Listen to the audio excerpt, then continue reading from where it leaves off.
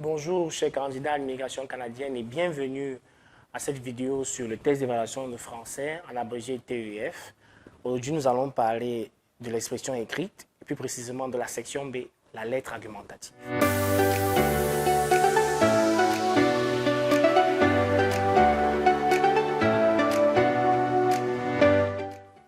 C'est quoi la lettre argumentative au juste? Comment la réussir? Les deux questions ainsi posées vont faire l'objet de cette vidéo. Alors, petit 1, définition de la lettre argumentative.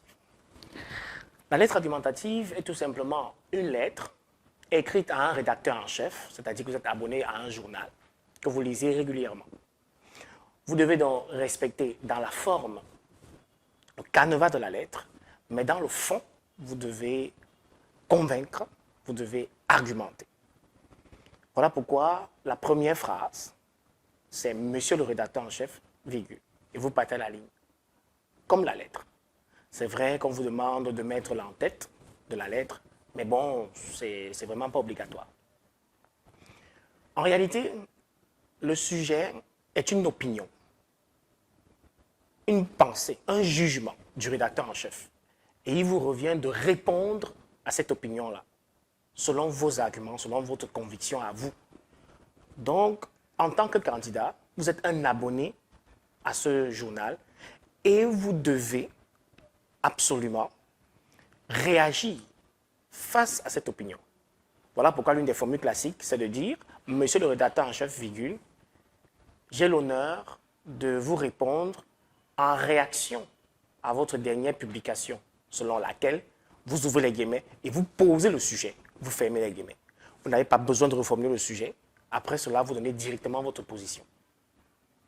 Ce qui nous permet déjà d'envisager la deuxième partie. Comment réussir sa lettre argumentative? Alors, pour réussir sa lettre argumentative, il faut comprendre que cette forme obéit à peu près à une dissertation. Sauf qu'il n'y a pas de thèse d'une part et d'antithèse d'autre part, comme en terminale où on parle de dissertation philosophique. Cependant, le candidat n'est pas obligé d'être pour à 100% ou contre à 100%. Il peut être nuancé pour, c'est-à-dire qu'il a deux arguments pour et un contre, comme il peut être nuancé contre, c'est-à-dire qu'il a deux arguments contre et un pour. Toutefois, vous devez savoir qu'il y a des sujets qui vous orientent déjà vers une certaine réponse. Exemple de sujet, il sera bientôt interdit de fumer. Mais c'est clair que vous devez être d'accord avec l'auteur du sujet. Être contre l'auteur du sujet, c'est encourager la pollution atmosphérique par la cigarette. C'est encourager la toxicomanie. Donc, on attend de vous que vous soyez d'accord avec le sujet. C'est normal qu'on interdise la cigarette. Un tel sujet sous-entend que le candidat d'accordise, si vous voulez, renchérisse la thèse, la corrobore, et à travers des arguments assez intéressants.